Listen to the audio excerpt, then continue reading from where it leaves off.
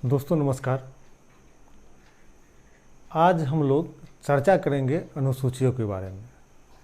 दोस्तों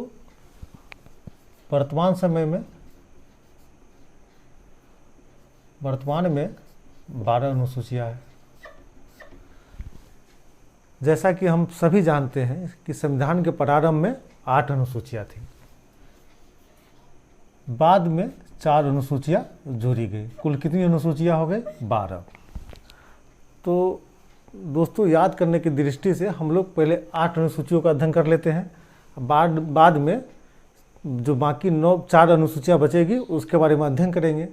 दोस्तों एक बात बताना चाहेंगे कि हमारे संविधान में अनुसूचियों का बहुत ज़्यादा महत्व है। इसी तरह एग्जामिनर के दिमाग में भी अनुसूचियों का बहुत ज़्यादा महत्व है।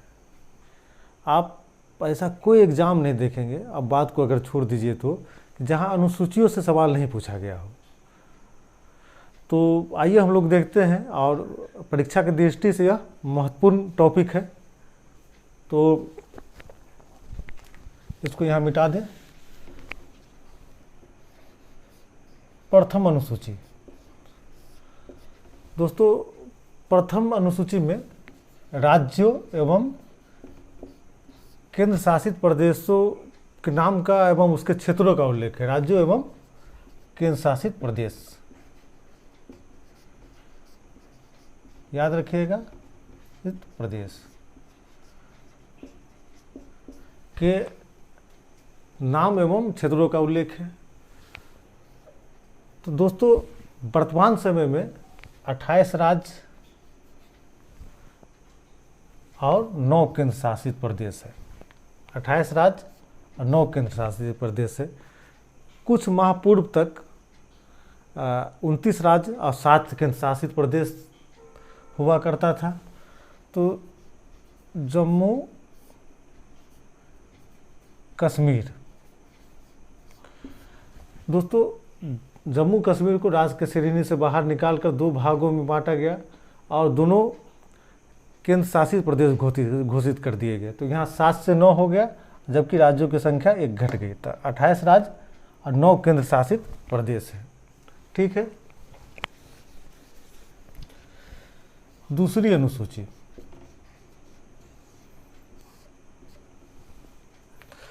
इसमें वेतन यहाँ लिख देंगे।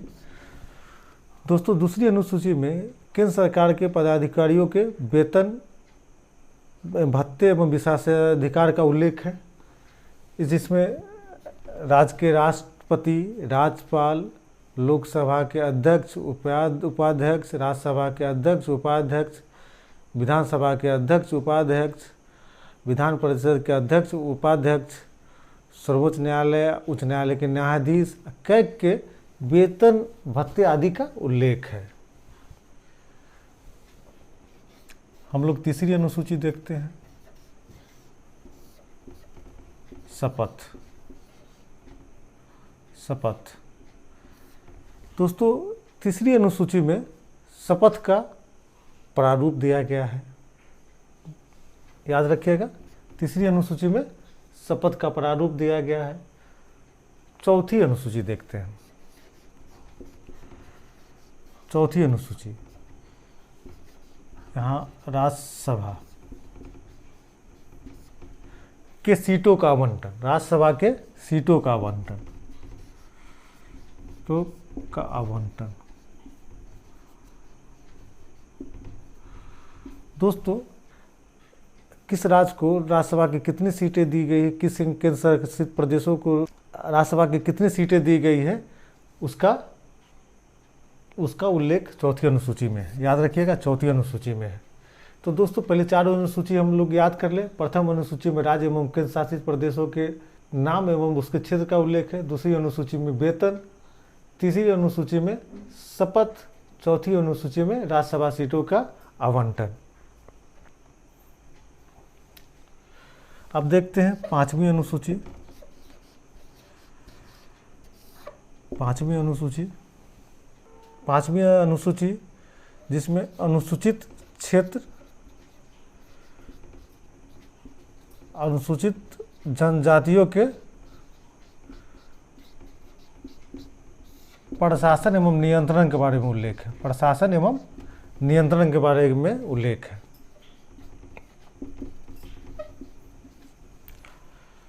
अनुसूचित क्षेत्र एवं अनुसूचित जनजातियों के प्रशासन एवं नियंत्रण के बारे में उल्लेख है। देख लीजिए, छठी अनुसूची। दोस्तों इन दोनों को मिला के पढ़ना है, पांचवी और छठी अनुसूची, थोड़ा सा अंतर है।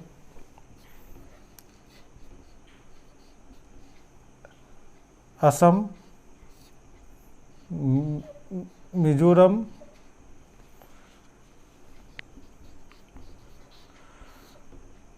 त्रिपुरा एवं मेघालय, 4 राज्यों का नाम देख लीजिए।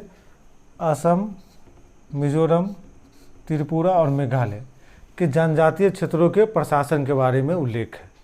असम, मिजोरम, त्रिपुरा और मेघालय, इसको AMTM भी हम लोग याद रख सकते हैं। AMTM, असम, मेघालय, T से त्रिपुरा, फिर M से मिजोरम, AMTM याद रख सकते हैं। दोस्तों एक चीज़ यहाँ याद रखना है, जब पूछा जाएगा कि छठी अनुसूची में किस राज्य का उल्लेख नहीं है तो विकल्प में मणिपुर जरूर होगा। दोस्तों मणिपुर का यहाँ उल्लेख नहीं है, अर्थात छठी अनुसूची में मणिपुर शामिल नहीं है। मनी मतलब रुपया, तो समझिएगा कि मनी जब आएगा वो छठी अनुसूची में शामिल नहीं है। अब विकल्प में मनी जरूर रहेगा, मणिपुर। तो दोस्तों छठी अनुसूची को एक बार रिवीजन कर लेते हैं। प्रथम, राज्यों के नाम एवं केंद्र शासित प्रदेशों के नाम क्षेत्रों का उल्लेख है। दूसरी अनुसूची वेतन, तीसरी अनुसूची शपथ, चौथी अनुसूची राज्यसभा के सीटों का आवंटन। पांचवी छठी को मिला के पढ़ेंगे। पांचवी में क्या है, अनुसूचित क्षेत्रों एवं अनुसूचित जनजातियों के प्रशासन एवं नियंत्रण के बारे में उल्लेख है। छठी अनुसूची में असम, मिजोरम, त्रिपुरा और मेघालय के जनजातीय क्षेत्रों के प्रशासन के बारे में उल्लेख है। अब दोस्तों 2 अनुसूची, छठी, 7वीं 8वीं और देखते हैं। थोड़ा सा इसको मिटा देते हैं, उसमें ज़्यादा जगह की ज़रूरत है। तो 7वीं, दोस्तों 7वीं अनुसूची में केंद्र और राज्यों के बीच शक्तियों का बंटवारा किया गया है। शक्तियों का बंटवारा 3 सूचियों के माध्यम से किया गया है। देखते हैं।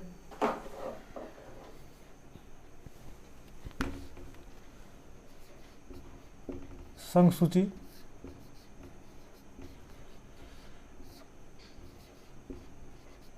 राज्य सूची और समवर्ती सूची। समवर्ती सूची दोस्तों, केंद्र सूची, संघ सूची में 100 विषय है, पहले 97 था। राज्य सूची में 61 विषय है, पहले 66 था। समवर्ती सूची में 52 विषय है, पहले 47 था। वर्तमान समय में आपका ये ग्राफ है। वर्तमान समय में संघ सूची में 100 विषय है, राज्य सूची में 61 विषय है, समवर्ती सूची में 52 विषय है। दोस्तों संघ सूची में केंद्र सरकार कानून बनाती है और लागू करती है। राज्य सूची पर राज्य सरकार कानून बनाती है और लागू करती है। समवर्ती सूची में केंद्र सरकार भी कानून बना सकती है, राज्य सरकार भी कानून बना सकती है, लेकिन टकराहट की स्थिति में केंद्र का कानून मान्य होगा। दोस्त समझ गए होंगे। एक यहाँ से महत्वपूर्ण सवाल बनता है दोस्तों, 42वां संविधान संशोधन हुआ था 1976 में।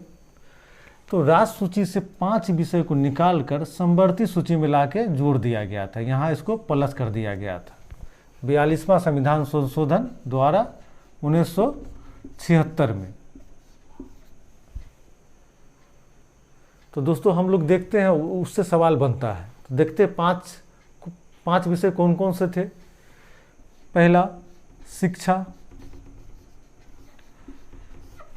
दूसरा वन, तीसरा वन जीव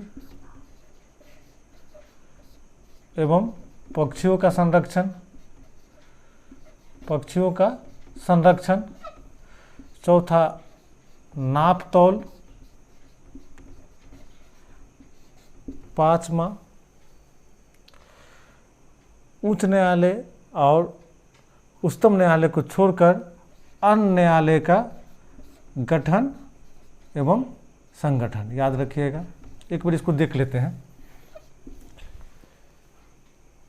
42वां संविधान संशोधन द्वारा 5 विषयों को निकालकर समवर्ती सूची में शामिल कर दिया गया था। आप यहाँ देख रहे होंगे, ये 66 से 5 घटने के बाद 61 हो गया और यहाँ 47 में 5 जुड़ गया, 52 हो गया। तो 42वां संविधान संशोधन द्वारा राष्ट्र सूची से 5 विषयों को निकालकर समवर्ती सूची में शामिल कर दिया गया था। याद कर लीजिए, यहाँ से सवाल पूछा जाता है। तो पहला क्या है? शिक्षा, याद रखिएगा। दूसरा वन, शिक्षा, वन, वन जीव एवं पक्षियों का संरक्षण, नाप तौल, उच्च न्यायालय और उच्चतम न्यायालय को छोड़कर अन्य न्यायालय का गठन एवं संगठन। याद हो गया होगा दोस्तों आपको। बहुत महत्वपूर्ण है, यहाँ से डीप में क्वेश्चन आता है, बहुत ज़्यादा सवाल आता है। इसको थोड़ा मिटा दें, फिर 8वीं अनुसूची देखते हैं।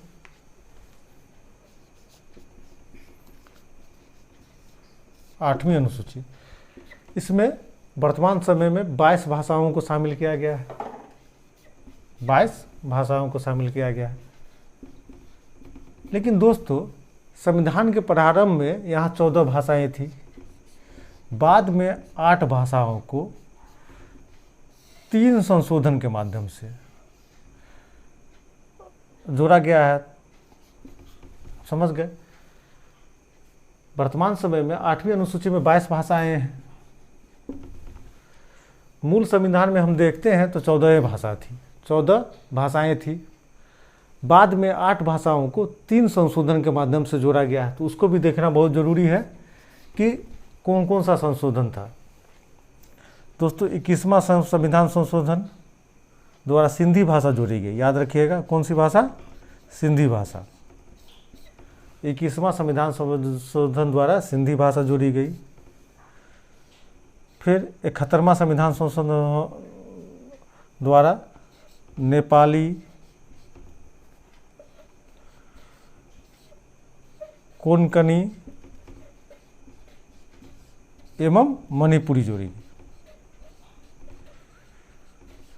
पूरी जोड़ी गई। 52वां संविधान संशोधन द्वारा बोडो, डोगरी, संथाली एवं मैथिली जोड़ी गई।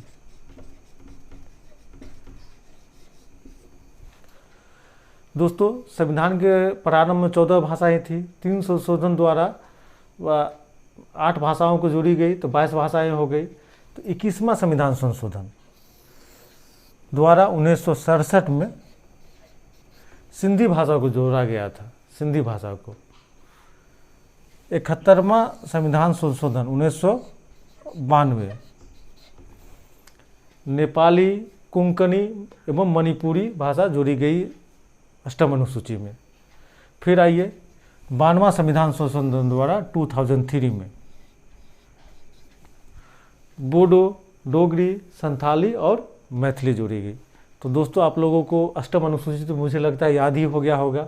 यहाँ से बहुत सवाल बनते हैं। आप लोग वीडियो चला के एक बार 2 बार देख लीजिएगा, याद हो जाएगा। अब आते हैं कि बाद में जो 4 अनुसूचियाँ जोड़ी गई उसको हम लोग सही से पढ़ते हैं, वहाँ से भी बहुत सवाल आते हैं। तो आप लोग कॉपी में इसको उतार सकते हैं, अपने वीडियो देखकर आगे आते हैं, फिर इसको मिटा देते हैं।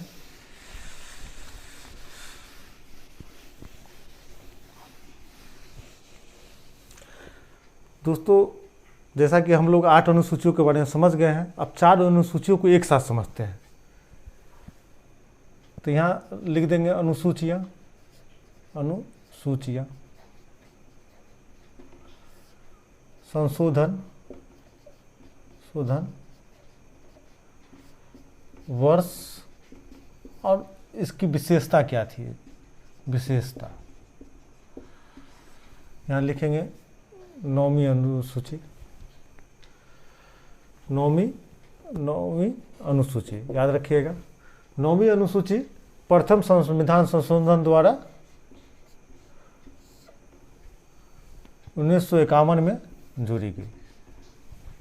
इसमें भूमि सुधार से संबंधित कानून था, भूमि सुधार।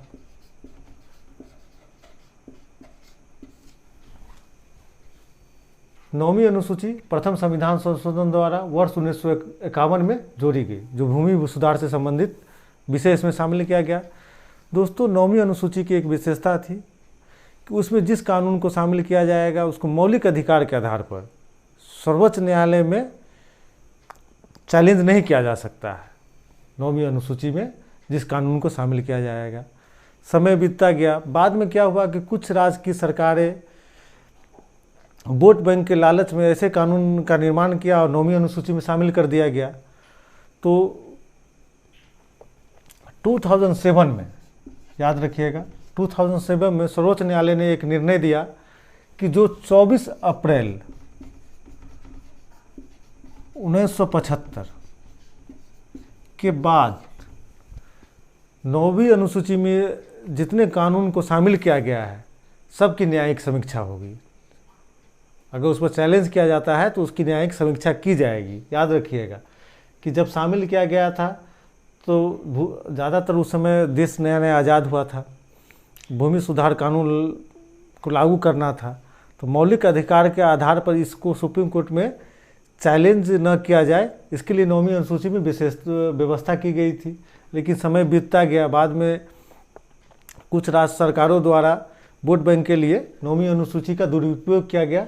तो 2007 में सर्वोच्च न्यायालय द्वारा एक निर्णय दिया गया कि 1975 के बाद, 24 अप्रैल 1975 के बाद 9वीं अनुसूची में जितने कानून को शामिल किया गया है सबकी न्यायिक समीक्षा हो सकती है। याद रखिएगा, इस डेट को याद रखिएगा, पूछा जाता है।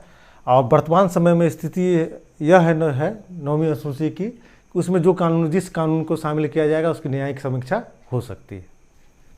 ठीक है, 10वीं अनुसूची देखते हैं। 10वीं अनुसूची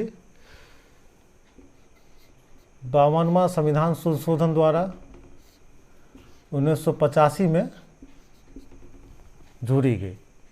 10वीं अनुसूची 52वां संविधान संशोधन द्वारा 1985 में जोड़ी गई।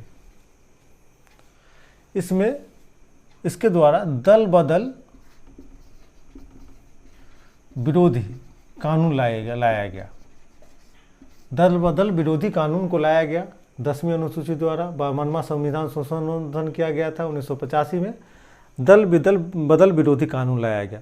दोस्तों, 1985 से पहले और पहले 5 वर्षों में, 10 वर्षों में ऐसा हो गया था कि किसी पार्टी के बैनर पे कोई व्यक्ति जीत के संसद सदस्य या विधानसभा का सदस्य बनता था, बाद में लालच में आकर दूसरे पार्टी में मिल जाता था, तो दल बदल कानून लाया गया ताकि उस पर रोक लगे।